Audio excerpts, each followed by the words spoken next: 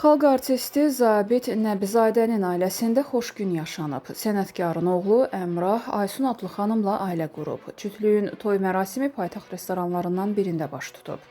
Məclisdə maraqlı məqamlardan biri isə gəlinin iştirak etməməsi olub. Toyda çox sayda sənət adamı da yer alıb. İfaçılar qonaqlara əsl muğam gecəsi yaşadıblar. Qeyd edək ki, Əmrah və Aysunun nişanı ötən ay olmuşdu.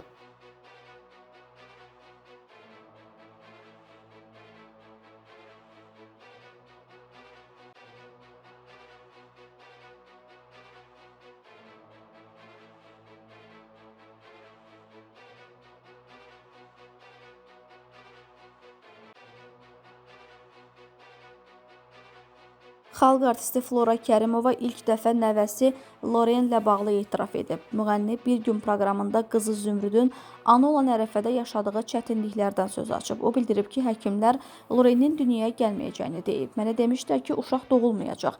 Ananın dərdi, qorxusu olanı itirə bilməkdir. Nəvəmi Allah mənə bağışladı. Cəhənnəmi görüb gəldim. Nəvəm doğuldu.